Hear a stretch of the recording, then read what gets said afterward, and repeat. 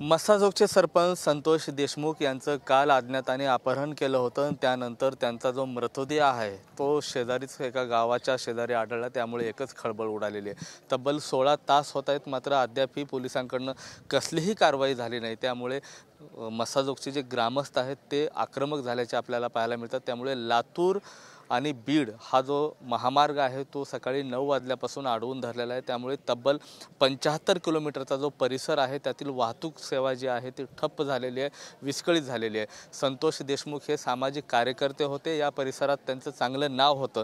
मात्र काल अचानक त्यांची हत्या झाली आणि त्यानंतर मात्र इथले जे ग्रामस्थ आहेत ते रस्त्यावरती उतरलेले आहेत। परिसरातले शाळा असतील, महाविद्यालय असेल, उद्योग व्यापार असतील, हे सर्वच कडकडीत बंद करण्यात आलेले आहेत। एवढंच नाही तर या परिसरातील जवळपास 15 जे गावं आहेत त्या संपामध्ये, या आंदोलनामध्ये सहभागी झालेले आहेत। माझ्यासोबत काही महिला आहेत ज्या ठिकाणी सकाळपासून ठिया घातलेला आहे। काय नेमकी मागणी आहे तुमची, कशामुळे तुम्ही आता ठिया घालताय? आमचा ठिया काल रात्री 7 वाजल्यापासून आहे।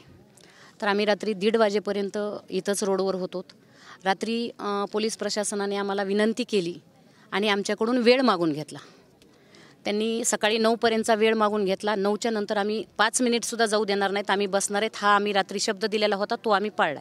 त्या पद्धतीनं आम्ही इथं रोडवर बसलेलो आहेत। आमची मागणी अशी आहे की गावचा लोकप्रतिनिधी, जनतेतून निवडून आलेला, एक नाही 10 वर्षापासून गावाच्या गळ्यातला ताईत झालेला, तर आज त्याचं दिवसाढवळ्या अपहरण करून खून केला जातोय।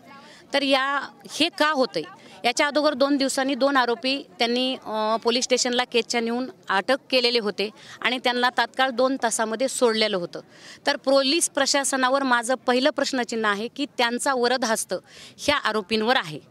त्यामुळे बीड जिल्ह्यातील कुठल्याही पोलीस यंत्रणेवर आमचा कुठल्याही प्रकारचा विश्वास राहिलेला नाही आणि हे जे 6 आरोपी आहेत, हे 6 आरोपी अटक केल्याशिवाय आम्ही इथून हलणार नाहीत। नुसतं अटकच नाही तर यांच्या मागे जो कोणी मास्टरमाइंड आहे, कारण 6 जणच एवढी खंडणीचा प्रकार करू शकत नाहीत, त्यांच्या मागं जो व्यक्ती कोणी असेल तर त्याला तात्काळ अटक करावी, ती मागणी आम्ही CID मार्फत करणार। आता काय मागणी आहे, किती वेळ बसायचं आहे? आम्ही जोपर्यंत ते आरोपी अटक होत नाहीत तोपर्यंत आम्ही इथून उठणार नाही। कारण आम्ही काल 6 वाजता ज्यावेळेस आम्हाला समजलं त्यावेळेसच आम्ही इथं थंडीचं सगळेजण 1:30 सव्वा 1 वाजेपर्यंत इथं थांबलेलो होतो। थंडीचं थांबलोत, कुणीही अन्न खाल्लेलं नव्हतं। आम्हाला बीड पोलिसांनी आम्हाला विनंती केली की तुम्ही उठून जावा इथून, आम्ही 9 वाजेपर्यंत पूर्ण आरोपी अटक करतो आणि जरी नाही त्यांना अटक झाली तर तुम्ही पुन्हा आंदोलन सुरू करा।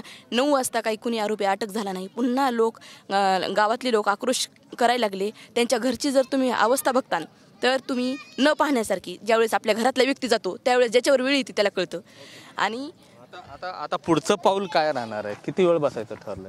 आम्हाला जोपर्यंत न्याय मिळत नाही, आरोपीला पकडून त्यांना सजा दिली जात नाही, तोपर्यंत आम्ही जागेवरून हलणार नाही। आणि ज्या माणसाला आज मारले, एक माणूस नाही तर माणसातली माणुसकी मारली, तर त्या आरोपींना सजा झालीच पाहिजे। त्या जनावरांना जगण्याचा काहीच अधिकार नाही आहे। मी एवढेच सांगेल, त्यांना सजा झालीच पाहिजे। नक्कीच एका व्यक्तीचा खून नाही तर माणसातल्या माणुसकीचा खून आहे असं इथल्या महिला सांगतात। हे लहान बाळ आहे, अशा पद्धतीनं सकाळी 9 वाजल्यापासून जे संतोष देशमुख यांचा जो फोटो आहे तो हातात घेऊन बसलेला आहे। बालवाडीत जाणारा तो लेकरू असावा। जर बाजूला बघितलं तर वृद्ध माता माऊली आहेत, लहान बालके आहेत, पुरुष मंडळी आहेत। कुठंतरी आम्हाला न्याय हवा। संतोष देशमुख हा सामाजिक कार्यकर्ता होता, गेल्या अनेक वर्षापासून या गावामध्ये त्याचं सामाजिक काम होतं।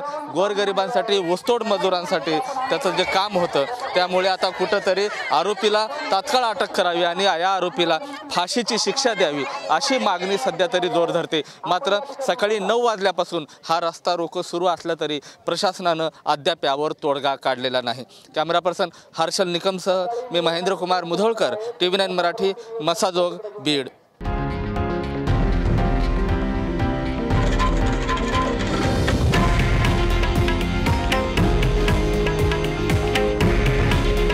हे आहे देशातील नंबर 1 न्यूज नेटवर्क आणि आपण पाहत आहात TV9 मराठी।